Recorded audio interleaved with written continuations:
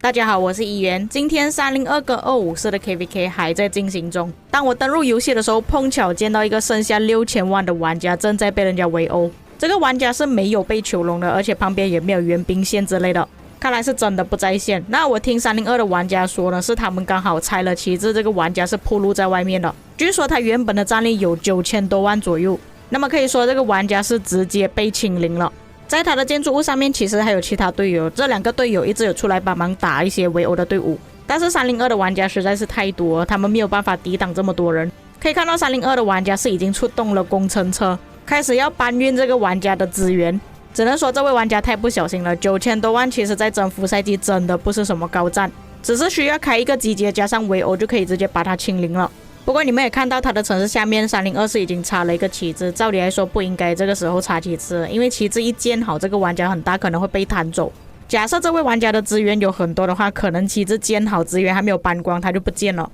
刚好我的侦察部队过去了，我们来看一下他的资源有上百亿的资源哇！然后他是用双工兵驻防，可是他城市是已经没有兵了的。我去问了302玩家，一开始他们是开了10级的集结过去，打了1次之后，剩下的全部都是围殴，直接把他的城市围殴至清零。刚刚侦查报告看到这个玩家是有100多亿资源呢，所以估计他可能上一季 KVK 没有打，又或者是这一季 KVK 是已经准备好所有资源了，准备在这一场 KVK 发挥实力的去打。但是今天只是开关卡第2天而已，他就已经被清零了，提早毕业。就算 KVK 结束返兵呢，应该也只有2000多万而已，除算应该是有7000多万战力的，但是我觉得不是很值得。他这样子死的话，应该死了4000多万的战力。如果资源是被搬光的话，也就是损失了上百亿的资源。然后他们这样子围殴加集结呢，应该也是没有赚到多少击杀的。刚好今天是杀敌日，再加上他被清零的关系，所以一定是有打到对方的部队。我去看了排行榜，确实他的名字是有在榜上的。那我们来推测一下，如果他前面是没有训练任何的部队，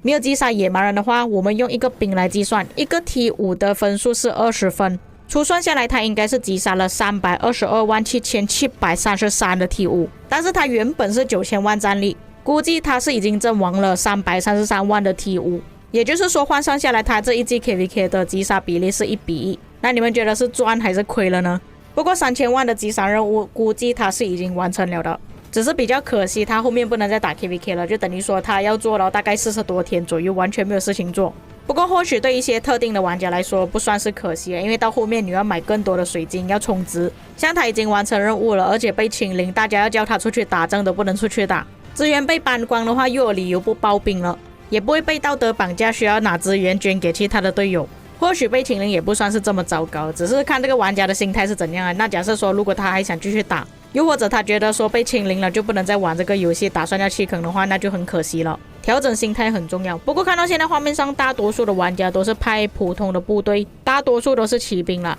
去搬他城市的资源。可能有一些玩家比较远的关系，也有一些人是用工程车，可以负载更多。毕竟100多亿资源讲真的是需要搬很久的，除非能搬的玩家有很多，不然这样子搬的话可能要花至少1个小时左右。但我不清楚是不是我的错觉，我感觉现在搬的玩家并没有很多，也有可能是刚刚围的时候比较多玩家在附近，因为他们回家了，所以就比较少。不过我总感觉他们有可能搬不稳，因为下面那个旗帜就快要建好了。假设302阵营他们不再飞多几个人来搬资源的话，这个资源恐怕是搬不完的。也有可能随时这位玩家会上线，上线了之后前程走就搬不到资源了。我觉得目前最好的做法就是把那个旗帜拆掉。哦，有人飞过来了。但是前程过来的这位玩家，他是随机飞的 ，OK， 没有事情了。我本来还想说这位被清零的玩家他的队友要过来帮忙，没有想到最后还是跑掉了。我的被清零的玩家他至少还是有驻防啊，阿曼尼跟阿尔特米出来的报告可能还不至于这么亏，但是如果他是用一些打仗的统帅，就比方说爱德华，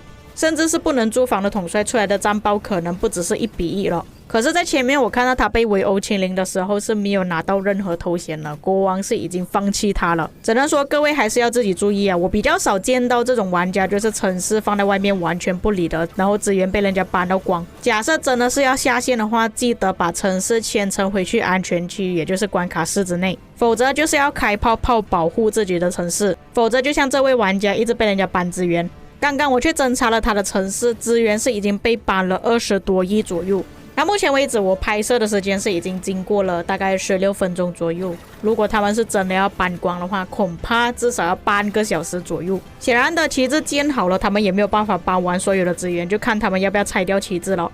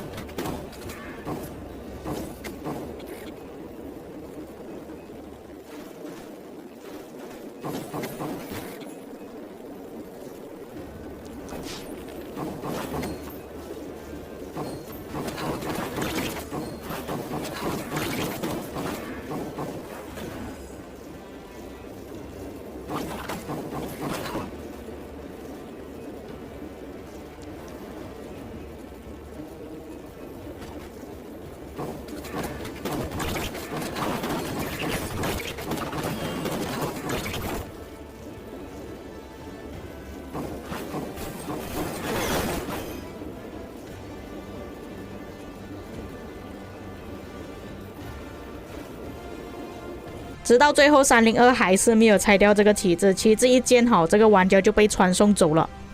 那么在前面我有说过，因为我是中途才去看他这个城市被清零的关系，所以我是不知道一开始他到底有多少的兵力的。我就去找了302的朋友拿了侦查报告，但是他这份报告也是在中途才去侦查的，也就是说不是一开始的。只是听到他们说这个玩家一开始是有9000万战力的，那这里的兵力明显是没有办法匹配上。除非这个玩家的工程车是真的很多，但是我觉得不太大可能啊。那明显看到他的城市不只有工兵而已，假设是全部工兵的话，可能到后面围殴的时候还可以赚比较多，但是他的城市明显看到还有步兵跟骑兵，还有工程车和其他的兵种，步兵也属于比较偏多呢。那可以看到这个玩家可能是出2队步兵、1队骑兵，然后3队工兵左右。不过你们也看到这里的兵力是还没有被清除的情况下，这里拥有的资源，也就是说是还没有开始被搬了。那我算下来，原本他拥有的资源有121亿。下面是我最后一次侦查到的数量，它是总共被抢了42亿的资源。当我最后一次想要去侦查他的城市时，他是已经飞走了，那估计他的资源是已经被搬了45亿。